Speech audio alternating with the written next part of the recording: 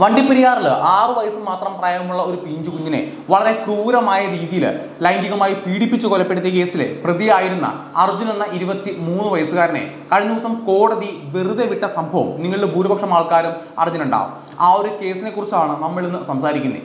ഈ വിഷയവുമായിട്ട് ബന്ധപ്പെട്ട രണ്ട് കാര്യങ്ങൾ മാത്രമാണ് നമ്മൾ ഈ വീഡിയോയിലൂടെ ചർച്ച ചെയ്യുന്നത്. അതിൽ ഒന്നാമത്തേത്, അർജുനെ എന്തുകൊണ്ട് കോടതി കുറ്റവിമുക്തൻ ആക്കി. രണ്ടാമത്തേത്, അർജുൻ കുറ്റക്കാരനല്ല എന്ന് കോടതി പറഞ്ഞതിന് ശേഷം അവൻ പല കാര്യങ്ങൾ മാറ്റി പറഞ്ഞിട്ടുണ്ട്, പ്രത്യേകിച്ച് മാധ്യമങ്ങളുടെ മുന്നിൽ. ഈ കാര്യങ്ങളാണ് നമ്മൾ ഈ വീഡിയോയിലൂടെ ചർച്ച ചെയ്യുന്നത്. ഞാൻ ഏറ്റവും ആദ്യം കാര്യം പറയാം. ഇപ്പോൾ കോടതി അർജുനെ കുറ്റവിമുക്തനാക്കി. നമുക്ക് എല്ലാവർക്കും അതിനകത്ത് ഒരുപാട് ബുദ്ധിമുട്ടുണ്ട്. പക്ഷേ കോടതിയിൽ ഒരു കേസ് പൂർണ്ണമായിട്ട് തെളിയണമെന്നുണ്ടെങ്കിൽ, അയാൾക്ക് ശിക്ഷ കിട്ടണമെന്നുണ്ടെങ്കിൽ വികാര പ്രകടനങ്ങൾ മാത്രം പോരാ. തീർച്ചയായിട്ടും സാക്ഷി മൊഴികൾ വേണം, സാഹചര്യ തെളിവുകൾ വേണം, പ്രധാനമായിട്ടും ശാസ്ത്രീയമായിട്ടുള്ള തെളിവുകൾ വേണം. ഈ കേസിൽ എന്തുകൊണ്ട് പ്രോസിക്യൂഷൻ പരാജയപ്പെട്ടു? അതിനുള്ള പ്രധാനപ്പെട്ട ഉത്തരം ശാസ്ത്രീയമായിട്ടുള്ള തെളിവുകളുടെ അഭാവം പ്ലസ് പല സാക്ഷികളും മൊഴി മാറ്റി പറയുകയുണ്ടായി. ഈ രണ്ട് കാര്യങ്ങൾ കൊണ്ടാണ് അർജുൻ ഇവിടെ കുറ്റവിമുക്തനാക്കപ്പെട്ടത്. പക്ഷേ സാഹചര്യ തെളിവുകൾ എല്ലാം തന്നെ അർജുന് എതിരാണ്. അത് മുന്നോട്ട് പോകുമ്പോഴത്തേക്കും കൃത്യമായിട്ട് ഞാൻ പറയുകയും ചെയ്യാം. ഈ കേസിന് കാരണമായിട്ടുള്ള സംഭവങ്ങൾ നിങ്ങൾ ഭൂരിപക്ഷം ആൾക്കാരും അറിയാൻ സാധിക്കും. പക്ഷേ ഞാൻ ഒന്ന് വളരെ വേഗത്തിൽ ആ കാര്യങ്ങളൊന്ന് പറയാം. 2021 ജൂൺ 30 ഈ കേസിന് കാരണമായിട്ടുള്ള സംഭവങ്ങൾ നടക്കുന്നത്. അന്ന് അർജുന് 21 വയസ്സാണ്. ഒരു DTDC കമ്പനിയിൽ അവൻ ജോലി ചെയ്ത് വരികയായിരുന്നു. അപ്പോൾ ഈ ഒരു ദിവസം ഉച്ചയ്ക്ക് ഏതാണ്ട് 3:30 ആയപ്പോഴത്തേക്കുമാണ് ഈ കുഞ്ഞ് മരണപ്പെട്ടുവെന്ന് ആ കുഞ്ഞിൻ്റെ സഹോദരൻ അറിയുന്നു. സഹോദരനാണ് ഏറ്റവും ആദ്യം ആ ഒരു കാഴ്ച കാണുന്നത്. ആ കുഞ്ഞിൻ്റെ അച്ഛനും അമ്മയും ജോലിക്ക് പോവുകയായിരുന്നു. ഇവർ താമസിക്കുന്ന വണ്ടിപ്പെരിയാറിലെ ആ ഒരു ഏരിയ, അത് ഓരോരുത്തർക്കും സെപ്പറേറ്റ് വീടൊന്നുമല്ല, ഒരുപാട് ആൾക്കാർ കുടുംബം അടക്കിങ്ങനെ ഒരുമിച്ച് താമസിക്കുന്ന ഒരു ഏരിയ. 18 കുടുംബങ്ങളാണ് ആ പ്രദേശത്ത് താമസിക്കുന്നത്. അപ്പോൾ അർജുൻ ഉച്ചയ്ക്ക് ശേഷം ഈ കുഞ്ഞിനെ കണ്ടു എന്ന് പല ആൾക്കാർ പോലീസിന് മൊഴി കൊടുത്തിട്ടുണ്ട്. അർജുനെയും ഈ കുഞ്ഞിനെയും കൂടെ കണ്ടു എന്നൊക്കെ പറയുന്നുണ്ട്. അതിനെപ്പറ്റി ഡീറ്റെയിൽ മുന്നോട്ട് വരുമ്പോഴത്തേക്കും പറയാം. അങ്ങനെ ഈ അർജുൻ എന്ന് പറയുന്ന ഈ യുവാവ് അവൻ്റെ 2 സുഹൃത്തുക്കളുമായിട്ടാണ് ഈ കുഞ്ഞിൻ്റെ വീട്ടിലേക്ക് ചെല്ലുന്നു. ഈ കുഞ്ഞിൻ്റെ സഹോദരൻ +1 പഠിക്കുകയാണ്. ആ +1 പഠിക്കുന്ന ആ സഹോദരനും 6 വയസ്സുള്ള ഈ കുഞ്ഞും മാത്രമാണ് വീട്ടിൽ ഉണ്ടായിരുന്നത്. ഇവർ സുഹൃത്തുക്കൾ, അർജുൻ അടക്കമുള്ള സുഹൃത്തുക്കൾ, 3 സുഹൃത്തുക്കൾ, ഈ സഹോദരൻ അടക്കമുള്ള സുഹൃത്തുക്കൾ ചേർന്നുകൊണ്ട് മുടി വെട്ടാനായിട്ട് പുറത്തേക്ക് പോകുന്നു. ഏതാണ്ട് ഒരു 1-2 മണിക്കൂറിന് ശേഷം ആ സഹോദരൻ തിരികെ വീട്ടിലേക്ക് എത്തിയപ്പോഴത്തേക്കുമാണ് ഈ ഒരു കാഴ്ച കാണുന്നത്. കാഴ്ച കണ്ടു എന്ന് പറയുമ്പോഴത്തേക്കും ഈ കുഞ്ഞ് അമ്മയുടെ ഷോളിൽ അവിടെ തൂങ്ങി മരിച്ച് കിടക്കുന്നതാണ് കണ്ടത്. അപ്പോൾ ഈ കുഞ്ഞ് സ്ഥിരമായിട്ട് അമ്മയുടെ ഷോൾ എടുത്ത് ഇങ്ങനെ കഴുത്തിൽ ചുറ്റി കളിക്കാറുണ്ട്. അപ്പോൾ കളിക്കുന്നതിനിടയിൽ, ഒറ്റയ്ക്ക് വീട്ടിൽ കളിക്കുന്നതിനിടയിൽ എന്തെങ്കിലും ഒരു അപകടം സംഭവിച്ചതായിരിക്കുമെന്നാണ് ഏറ്റവും ആദ്യം എല്ലാവരും കരുതിയത്. ഈ സഹോദരനാണ് ആ കുഞ്ഞിനെ ഷോൾ അഴിച്ച് പുറത്തേക്ക് എടുത്തുകൊണ്ട് വരുന്നത്. വളരെ പെട്ടെന്ന് അർജുൻ അവൻ്റെ വീട്ടിൽ നിന്ന് പുറത്തേക്ക് ഓടി വരുന്നു. സഹോദരൻ്റെ കയ്യിൽ നിന്ന്, സുഹൃത്തായതുകൊണ്ട് സഹോദരൻ്റെ കയ്യിൽ നിന്ന് അർജുൻ ആ കുഞ്ഞിനെ ഏറ്റുവാങ്ങിക്കുന്നു. പിന്നീട് അർജുൻ്റെ അച്ഛൻ പിന്നാലെ വരുന്നു. ഇവർ പിന്നീട് ഹോസ്പിറ്റലിൽ കൊണ്ടുപോവുകയായിരുന്നു. അപ്പോൾ ഏറ്റവും ആദ്യം ഈ ഒരു വാർത്ത പുറത്തു വന്ന സമയത്ത് ആ കുഞ്ഞ് കളിക്കുന്നതിനിടയിൽ ഒരു അപകടത്തിൽ പെട്ടുവെന്നാണ് എല്ലാവരും വിചാരിച്ചത്. പക്ഷേ പിന്നീട് പോസ്റ്റ്മോർട്ടം റിപ്പോർട്ട് വന്നപ്പോഴത്തേക്കുമാണ് ഒരു കാര്യം മനസ്സിലാക്കാൻ സാധിച്ചത്. ആ കുഞ്ഞിനെ ലൈംഗികമായി പീഡിപ്പിച്ചാണ് കൊലപ്പെടുത്തിയത്. ഇതൊരിക്കലും ഒരു അപകട മരണമല്ല, നേരെ മറിച്ച് കൊലപാതകമാണെന്ന് 100% ഉറപ്പായി. പിന്നീട് പോലീസ് പ്രതിക്ക് വേണ്ടിയുള്ള തിരച്ചിൽ നടത്തി.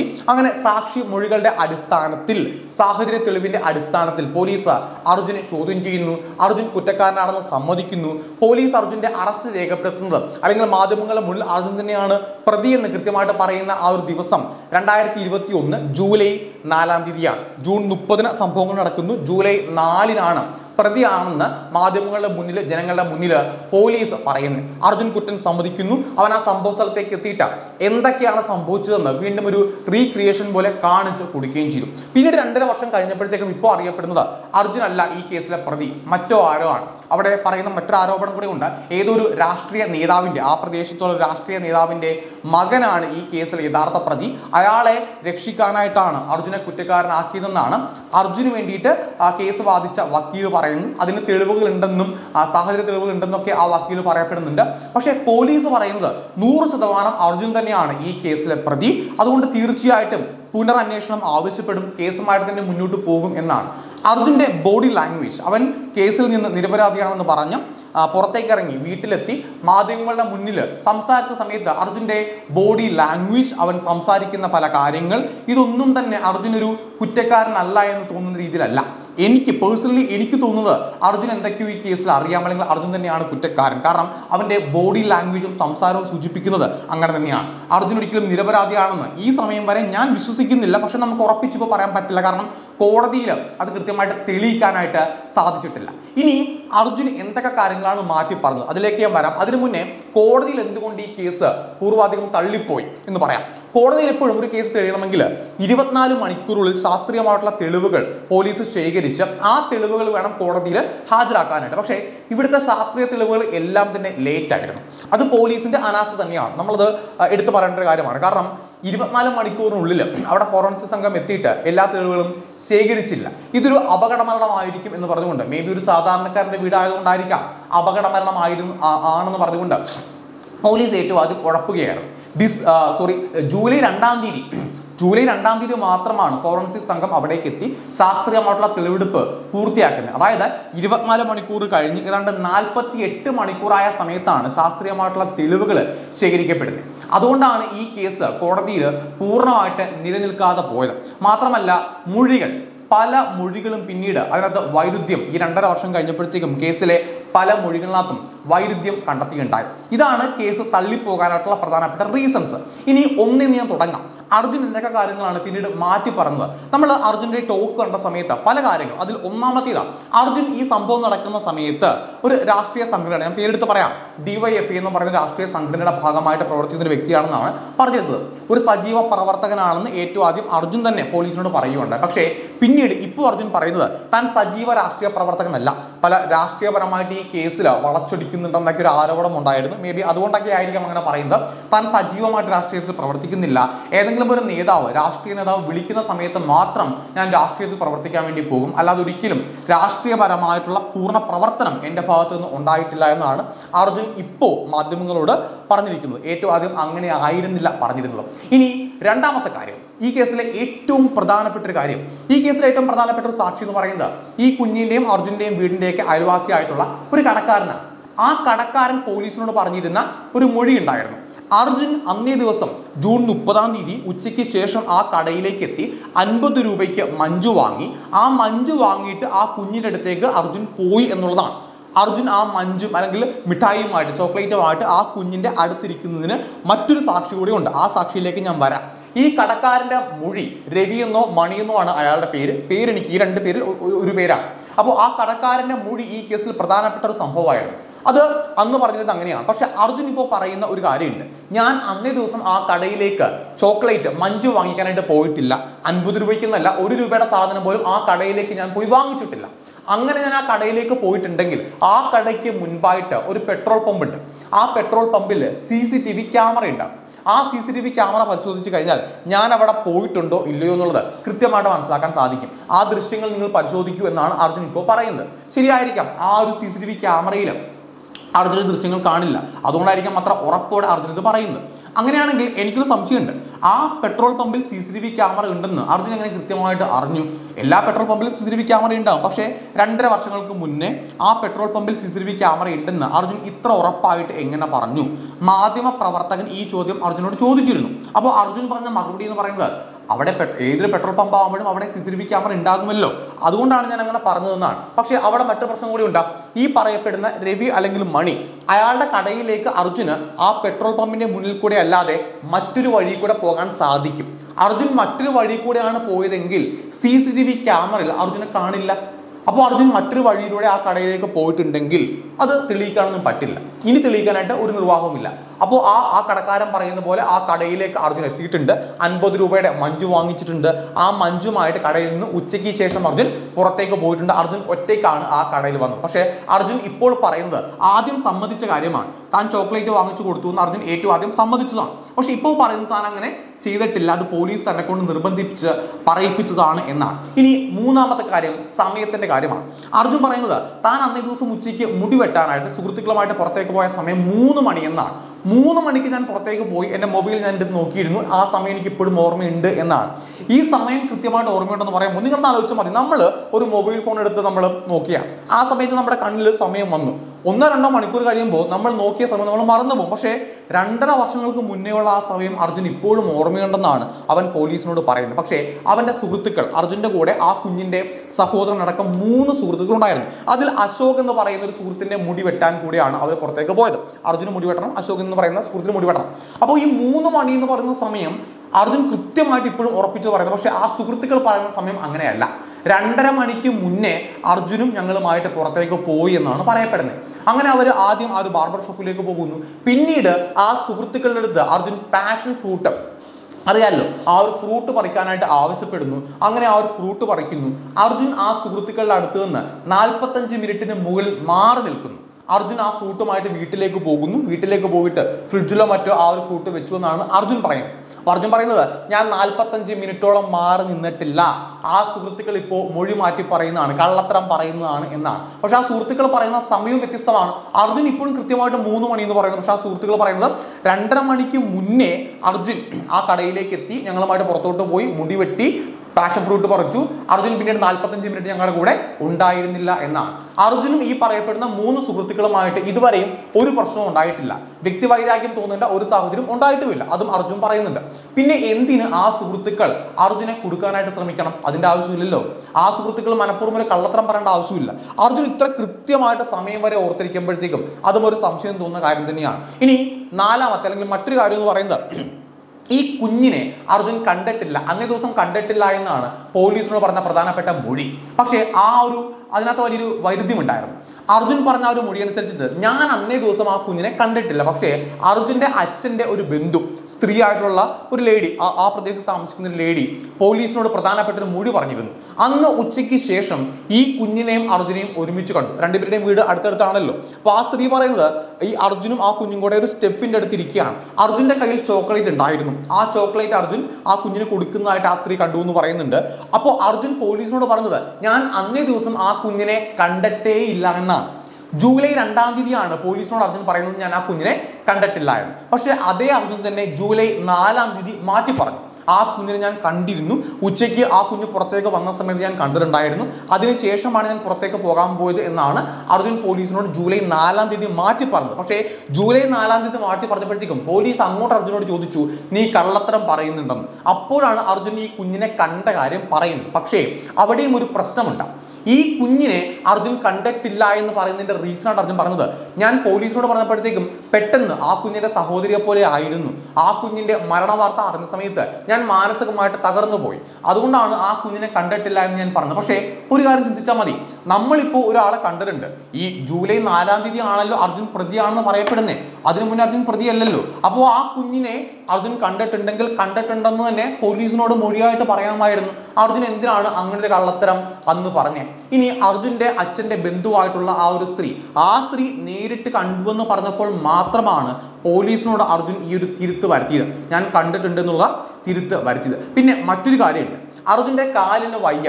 വോളിബോൾ കളിച്ച സമയത്ത് കാലിന് വയ്യാതിരുന്നു, ഉളുക്കുണ്ടായിരുന്നു. അർജുൻ്റെ വീടിൻ്റെ അടുത്തുള്ള ഏതോ ഒരു വ്യക്തി ആ ഉളുക്കെല്ലാം ശരിയാക്കാനായിട്ട് ബാൻഡേജ് ഇട്ട് ചുറ്റിയിട്ടുണ്ടായിരുന്നു എന്നാണ് അർജുൻ പറയുന്നത്. അതിനുശേഷം ഈ പറയപ്പെടുന്ന ജൂൺ 30-ാം തീയതി നടക്കാനായിട്ട് കുറച്ച് ബുദ്ധിമുട്ടുണ്ടായിരുന്നു. താൻ കൊന്തിയൊക്കെയാണ് നടന്നിരുന്നത്. കണ്ണിൽ കുരു ഉണ്ടായിരുന്നു. ആ ശാരീരിക ബുദ്ധിമുട്ട് തനിക്ക് ഉണ്ടായിരുന്നു എന്നാണ് അർജുൻ ഇപ്പോൾ പറയപ്പെടുന്ന കാര്യം. പക്ഷെ അന്ന് അർജുൻ ഈ ശാരീരിക ബുദ്ധിമുട്ടുകളൊന്നും തന്നെ ആരും പറഞ്ഞത് കേട്ടതുമില്ല. അർജുനും പോലീസിനോട് ഈ ശാരീരിക ബുദ്ധിമുട്ടുകളെ പറ്റി പറഞ്ഞിട്ടില്ല. അതും ഇപ്പോൾ ഒരു മാറ്റം വന്ന ഒരു കാര്യമായിട്ടാണ് നമുക്കിപ്പോൾ തോന്നുന്നത്. ഇനി മറ്റൊരു കാര്യം, അർജുൻ്റെ മൊബൈൽ, അത് ഒരു ശാസ്ത്രീയ തെളിവായിട്ട് പോലീസ് കോടതിയിൽ പങ്കുവച്ചൊരു കാര്യമാണ്. പക്ഷെ അത് അത്ര വലിയ തെളിവായിട്ട് നമുക്ക് കൂട്ടാൻ സാധിക്കില്ല.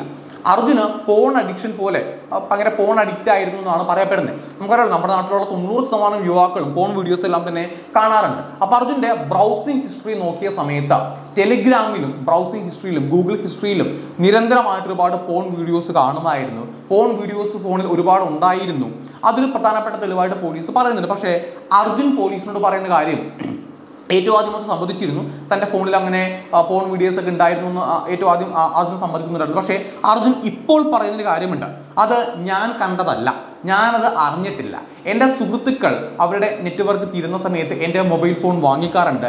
എൻ്റെ മൊബൈൽ ഫോൺ വാങ്ങിക്കുന്ന സമയത്ത് അവരതെടുത്ത് ഡൗൺലോഡ് ചെയ്ത് വെക്കുന്നതാണ്, അല്ലെങ്കിൽ അവരത് കാണാൻ വേണ്ടി എൻ്റെ ഫോൺ യൂസ് ചെയ്യുന്നതെന്നാണ് അർജുൻ ഇപ്പോൾ പറയുന്നത്. പക്ഷെ നമ്മുടെ ഫോൺ നമ്മളൊരു 10 മിനിറ്റ് ഒരാളുടെ കൈ കൊടുക്കും, പക്ഷെ മണിക്കൂറോളം ഒരാളുടെ കയ്യിലോട്ട് കൊടുക്കുമോ?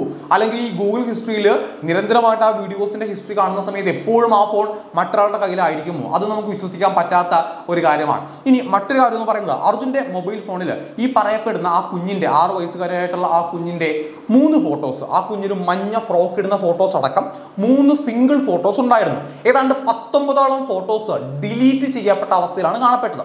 ആ കുഞ്ഞിന്റെ സിംഗിൾ ഫോട്ടോസ് മാത്രം 3 എണ്ണം, ഡിലീറ്റ് ചെയ്ത 19 ഫോട്ടോസ് പോലീസ് പിന്നീട് റിക്കവർ ചെയ്ത് എടുക്കുകയായിരുന്നു. അതുകൂടാതെ മറ്റ് ഒരുപാട് ഫോട്ടോസും ഉണ്ടായിരുന്നു. അപ്പൊ എന്തിനാണ് ആ കുഞ്ഞിന്റെ ഫോട്ടോസ് അർജുൻ ഡിലീറ്റ് ചെയ്തത് എന്നൊരു ചോദ്യമാണ്. അപ്പൊ അർജുൻ പറയുന്നത് അങ്ങനെ ഡിലീറ്റ് ചെയ്തിട്ടില്ല എന്നാണ്. പക്ഷേ ഡിലീറ്റ് ചെയ്തത് കൃത്യമായിട്ട് പോലീസിന് അറിയാം. അത് ഡിലീറ്റ് ചെയ്തിട്ട് പോലീസ് പിന്നീട് റിക്കവർ ചെയ്ത് എടുക്കുകയായിരുന്നു. ഇതെല്ലാം തന്നെ അർജുൻ മാറ്റി പറഞ്ഞ കാര്യങ്ങളാണ്. ഈ കേസ് പരിശോധിച്ചു കഴിഞ്ഞാൽ നിങ്ങൾക്ക് 1-2 കാര്യങ്ങൾ മനസ്സിലാവും. അർജുന്റെ സുഹൃത്തുക്കൾ, അയൽവാസിയായിട്ടുള്ള ഒരു കടക്കാരൻ, ആ ബന്ധുവായിട്ടുള്ള സ്ത്രീ, ഇവരെല്ലാവരും തന്നെ പോലീസിനോട് അവർ കണ്ട കാര്യങ്ങൾ പറഞ്ഞതിന് ശേഷമാണ് പോലീസ് അർജുനെ അറസ്റ്റ് ചെയ്യുന്നതും അർജുൻ കുറ്റം സമ്മതിക്കുന്നതും. പക്ഷെ അർജുൻ പറയുന്നത് ഈ പറയപ്പെടുന്ന എല്ലാവരും തന്നെ കള്ളത്തരം പറഞ്ഞതാണ്, താനല്ല ഈ കേസിലെ പ്രതി. പക്ഷെ എല്ലാവരും ഒരുമിച്ച് എന്തിനാണ് അർജുനെതിരായിട്ട് മൊഴി പറയുന്നത്? ഈ സാക്ഷിമൊഴികളിൽ പല കാര്യങ്ങളും അവർ ഈ പറഞ്ഞ സ്റ്റാൻഡെല്ലാം ഉറച്ചു നിൽക്കുന്നുണ്ട്. പക്ഷേ സമയക്രമങ്ങൾ അല്ലെങ്കിൽ ഇതിനകത്തുള്ള വൈരുദ്ധ്യങ്ങൾ അത് കോടതിയിലേക്ക് എത്തിയ സമയത്ത് നിഴലിച്ച് കാണുന്നുണ്ടായിരുന്നു. അതാണ് സാക്ഷിമൊഴികളിൽ വന്ന ഒരു പെശകെന്ന് പറയുന്നത്.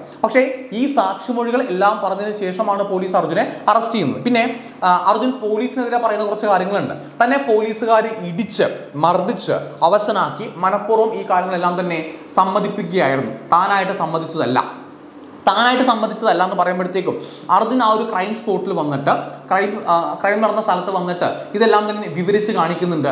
അപ്പോൾ ഇതെല്ലാം പോലീസിനെ പേടിച്ചിട്ട് അങ്ങനെ ഒരാൾ വിവരിച്ച് കാണിക്കുമോ? സമ്മതിക്കാം, പക്ഷെ വിവരിച്ച് കാണിക്കൂ എന്നുള്ളത് മറ്റൊരു സംശയമാണ്. മാത്രമല്ല ഡോക്ടറിൻ്റെ അടുത്ത് പോയപ്പോഴത്തേക്കും മജിസ്ട്രേറ്റിന് മുന്നിൽ വെച്ചതും പോലീസ് തന്നെ മർദ്ദിച്ചുവെന്ന് അർജുൻ പറഞ്ഞിട്ടില്ല.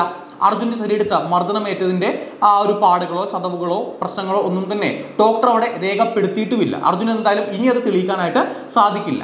അപ്പോൾ പോലീസ് തന്നെ മർദ്ദിച്ചിട്ടുണ്ടെങ്കിൽ മജിസ്ട്രേറ്റിന്റെ മുന്നിൽ വെച്ചിട്ടെങ്കിലും അർജുൻ അത് തുറന്ന് പറയേണ്ടതാണ്. അങ്ങനെയും അർജുൻ പറഞ്ഞിട്ടില്ല. പക്ഷെ ഇപ്പോൾ പറയുന്നത് പോലീസ് തന്നെ ഇടിച്ച് മർദ്ദിച്ച് കുറ്റമെല്ലാം തന്നെ സമ്മതിപ്പിച്ചതാണ് എന്നുള്ളതാണ്.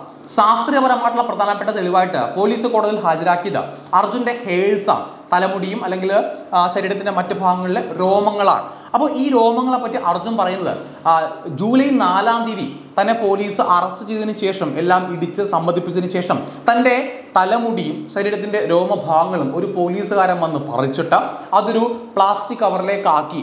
അതെന്തിനാണെന്ന് എനിക്കപ്പോൾ മനസ്സിലായിട്ടുണ്ടായിരുന്നില്ല. ആ രോമങ്ങളാണ് ഈ പറയപ്പെടുന്ന ആ കുഞ്ഞിൻ്റെ വീട്ടിൽ കൊണ്ടുപോയിട്ട് പോലീസുകാർ പിന്നീട് ഇട്ടത്.